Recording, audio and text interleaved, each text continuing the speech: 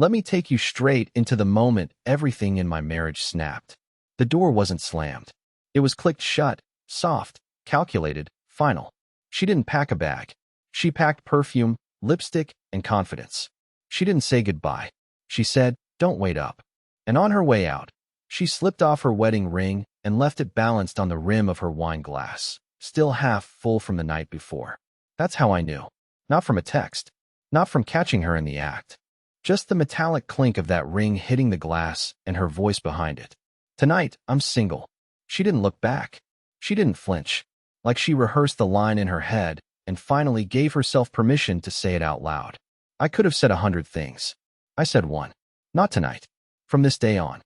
She paused. The door opened. One heel outside. I watched her hesitate, just for a second. She thought I'd chase her. I didn't. Because for the past 7 weeks, I'd been building a private folder. A quiet collection of dots I was connecting, screenshots, strange transactions, late night calls labeled work. I wasn't being paranoid. I was building a case. What she didn't know?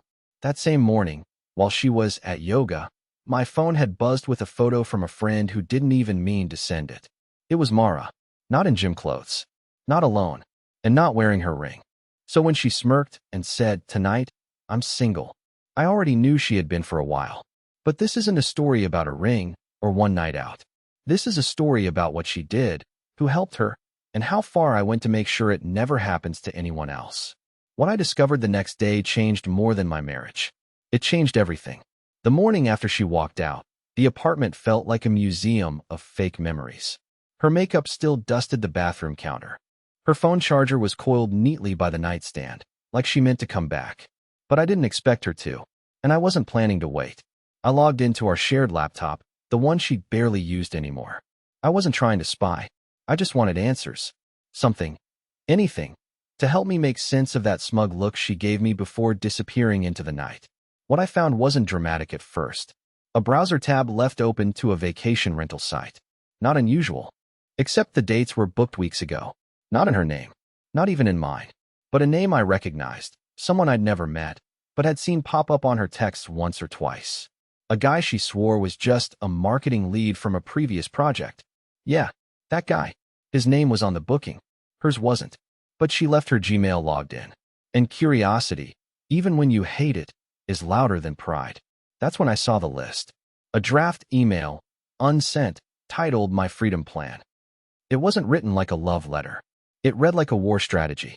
She'd laid out her steps: emotional distancing, financial separation, friend group soft launches, and a carefully timed narrative she planned to spin if I got weird. Those were her words. "If Elliott gets weird, just say he's been spiraling emotionally. People already believe that stuff when men do it." That line stayed with me. She'd already counted on me reacting like a ghost, like a coward. She thought I'd just fold and disappear while she reinvented herself as the brave woman who escaped a sad little husband clinging to routine. Except I wasn't spiraling. I was documenting. And I wasn't going to let her burn the house down and hand me the ashes. By noon that same day, I had 3 calls lined up: a divorce attorney, a financial advisor, and someone I hadn't spoken to in years, her sister. Because what Mara didn't know, what she never even imagined in her perfectly curated little plan, was that her biggest secret wasn't hidden in her messages. It was standing in her own family tree. And that secret was about to break everything wide open. I hadn't spoken to her sister, Danielle, in nearly 2 years. Not because we fought, quite the opposite. Mara always found a reason to keep us apart. Looking back, I realize now that every time Danielle and I started talking too much, Mara would conveniently have a family emergency or complain I was getting too close to her side. At the time, I thought it was about boundaries. Now I know better. When Danielle picked up, her voice sounded surprised. Cautious. "Elliott, everything okay?" I said I just needed to ask her one honest question. And I promised not to get angry, no matter what the answer was. There was a pause. Long enough to make me feel like she already knew what I was about to say. I asked, "Is Mara seeing someone?" Another pause. Then her voice cracked. "She swore you two were separated. She told me not to tell you." The words hit harder than I thought they would, and not because I didn't expect them, but because Danielle sounded genuinely guilty. Like she'd been dragged into something she hated. She told me Mara started acting different around 6 months ago. canceling on family dinners, cutting people out, bragging about some new vision board, and how she was going to be a completely different person by summer. Danielle said she asked her, flat out, if she was cheating. Mara just laughed, said, I'm not cheating. I'm just getting what I deserve for once. But here's where things took a turn I didn't see coming. Danielle asked if she could send me something. A voicemail Mara left her accidentally weeks ago. It was meant for someone else, her marketing guy, but it hit Danielle's phone instead. I told her to send it. She hesitated, then did. I played it. And in the space of 44 seconds, everything I thought I knew about my wife shattered. Because it wasn't just flirtation. It wasn't even about me. She didn't mention my name once. What she said was this: I've already set it up. I get the apartment, the social narrative, and his guilt. That man will apologize while I take everything. It wasn't a confession. It was a victory speech. She had planned this like a campaign, down to the emotional manipulation, the carefully framed public posts. She wanted to break me just enough that I wouldn't fight, but not so much that I'd disappear. She wanted me humiliated, but obedient. But what she didn't know was that this wasn't a story where I collapse. Because that night, I called the attorney back and told him to proceed. Not with just a divorce, but with something she would never see coming. I didn't sleep that night. Not because I was angry. Anger would have been easier. But what I felt was something deeper, like the floor beneath my life had quietly rotted away, and I was just now noticing I'd been standing on air. I kept playing the voicemail over and over. The way she said his guilt, like it was a tool, not a feeling, not something human, just a tactic. I remembered the day I proposed to her, how her hands were shaking, how I thought that meant she was overwhelmed with love. Now I wonder if she was just calculating the odds. I had the attorney draw up the paperwork, but I told him one condition. I didn't just want the standard divorce. I wanted a clean record of her manipulation, proof. So we did something she never expected. We froze the accounts before she could move anything. She called me 2 hours later. Not to apologize. Not to explain. Just to ask why her card got declined at a salon. That was the moment I knew she was never in love with me. Not really. You don't say, "Why didn't you warn me?" as your first sentence to someone you supposedly shared 6 years with. I didn't yell. I told her the truth. That I knew everything. That I had the recording. That I had the draft of her freedom plan. That her sister knew. That I wasn't going to play the broken man in her story. Silence. Then she laughed. A short, stunned, bitter laugh. And all she said was, "Wow. You really turned out colder than I thought." She hung up.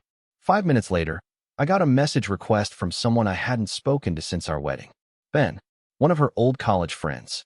The kind of guy who always hovered around too long, offered too many playful compliments, and was always the first to like her photos. He said, "Hey, I think we should talk." I didn't know it was this bad. And suddenly everything inside me went still. Because this man, this smug, flirty guy she swore was just a harmless old friend, was about to tell me something. And I already knew I wasn't going to like it. Ben's message sat in my inbox for 20 minutes before I opened it. I stared at his name like it was radioactive. I didn't want to click. Didn't want to read what I already suspected. But curiosity is a cruel thing. When I finally opened it, the first line was just, "I swear I didn't know she was still with you." That made me laugh out loud. One of those ugly, bitter laughs that's half disbelief and half exhaustion. Of course he knew. She posted curated pictures of us all the time. The matching Halloween costumes. The vacation at the cabin last spring. Her anniversary post where she called me her lighthouse. But the next part of his message hit different. He said she told him we had split 6 months ago. That I was struggling mentally. That I refused therapy. And she felt unsafe in the marriage. Those were her words. She told him I was unraveling, paranoid, controlling. That's how she cleared the path. Not just to date, but to do it guilt-free. She didn't want to cheat. She wanted to be seen as the one escaping something toxic. Ben said he believed her, because she said it with so much pain in her voice. And now that he was seeing the fallout, the financial freeze, the sister turning on her, the voicemail, he realized she hadn't been the victim. She'd been the architect. But here's the part one didn't expect. Ben offered to help. Not in some pathetic, make-amends way. He told me, in detail, how she had used the exact same strategy once before, with someone else. A different ex. A guy she'd dated before me. She told Ben that man was emotionally unstable, too. Said he stalked her. The reality? She had hacked his accounts, drained a joint savings account, and ghosted him while living with someone new. She had done it before. She knew exactly what she was doing. And now, I wasn't even the first. Ben said he was done with her. He even offered to forward their texts, photos, dates, everything, to help me build my case. I said yes. I didn't feel triumphant. I felt sick, because part of me still wanted it not to be real. But it was. All of it. And then, just when I thought I couldn't be more shocked, I got a knock on my door. It wasn't her. It was someone she lied to even more than me. And what he told me, it made me realize this story wasn't even close to over. When I opened the door, I didn't recognize him. Mid-30s, button-down shirt, eyes scanning me like he was still trying to process what he'd just done. He introduced himself with one sentence that froze the air. I think we've both been living in her story. His name was Lucas. He said it quietly, almost like he was afraid the walls would judge him. I stepped aside and let him in. No words. Just a weird shared energy, like we were both walking into a crime scene we didn't commit. He sat on my couch like it wasn't the first time he'd been in that apartment, but it was. And that's what made me uneasy. Then he showed me the messages, the photos, the flights, and finally, the lie that connected everything. She told him I was her landlord, that she was renting a temporary place from a friend of the family while she finalized her divorce from someone else. She even used our living room in the background of her calls, telling him she loved the feminine touches and couldn't wait to move out once the paperwork was done. And the worst part? It worked. He believed her. For over a year. He thought I was a distant figure, some off-screen character in a bad breakup story. He didn't even know my name until a mutual friend of theirs, someone who followed both of us on social media, accidentally liked one of my photos. That was when he saw the tag. The caption, our wedding anniversary post. He said his stomach dropped. And to confirm his worst fear, he reverse image searched one of her selfies and found an old wedding blog. Our wedding. The one she said never happened. And now he was sitting in my living room, holding a broken phone full of screenshots and apologies. He wasn't angry. He was gutted. He said, I'm not here for revenge. I just needed to know I wasn't insane. I nodded, because I understood that better than he could imagine. Then Lucas asked a question I didn't see coming. Did you ever meet her therapist? I blinked. She never had a therapist. He leaned forward slowly and said, yeah, she did. At least, that's what she told me. And apparently, she told the same thing to someone else, too. He wasn't the only man she was seeing. There was a third. And if what Lucas found out was true, that man was the reason she started all of this in the first place. Lucas stayed for over an hour. I don't think either of us really knew what we were waiting for, maybe a punchline, or some final piece that would make the rest of it make sense. But what we uncovered instead was a rabbit hole with no bottom. After he left, I opened a new browser window and started digging. If she had mentioned a therapist to him, by name, there had to be some kind of trace, right? Maybe even a real person she twisted into her fantasy. But no, the name she gave him, Dr. Eliza Kern, didn't exist. No license. No listing. Nothing. I even checked the fake email address she used to schedule calls with Lucas. It wasn't a therapist. It was her. She was impersonating her own therapist. She was sending him follow-up advice. She was writing progress reports. She was even using burner numbers to confirm appointments. She'd fabricated a whole second identity just to maintain her story, to give it structure, realism, and emotional authority. And the worst part? Lucas said it helped him process things. He thought he was growing with her. This wasn't just cheating. It was emotional stagecraft. She was building entire worlds for each of us, keeping them separate, airtight, until something slipped. And now, according to Lucas, something had. One of the text threads he uncovered during a routine phone backup mentioned someone else, a third man. A name I'd never heard, but Lucas had seen it in two places, in a saved contact and in a bank transaction Mara had tried to delete. The transaction was for a hotel room, paid in cash, under a fake last name that matched the therapist's initials. Same hotel she once said was where her mother stayed during treatment. I checked my own records. That was the weekend she said she was attending a wellness retreat. Everything was a lie. But here's what truly broke me. That third man. According to Lucas, he's not a stranger. He's connected to my job. Not a coworker, not someone I see daily, but someone in my industry. Someone I've met. And if that's true, then she wasn't just cheating for love or escape or power. She was gathering leverage. Relationships, stories, alliances, each one carefully managed, updated, maintained like a web of puppets she controlled from behind the curtain. But that curtain was ripping, one thread at a time. I didn't confront her with rage. That's what she would have expected. Another messy scene she could twist into a new version of her story. Another chance to paint herself as the victim of a man who couldn't let go. No, I waited. I waited until I had everything. Copies of her texts with Ben, screen recordings of the fake therapist emails, and yes, confirmation of the third man, someone from a conference I attended 2 years ago. He was never part of our life, just someone I shook hands with once. But that was all she needed to turn it into leverage. So I invited her to meet in public. Neutral ground. A coffee shop near the river she used to like. She arrived late, of course, sunglasses on. That same smirk from the night she took off her ring. But this time, I wasn't flinching. I thanked her for coming. Then, calmly, I slid a folder across the table. No drama, just facts.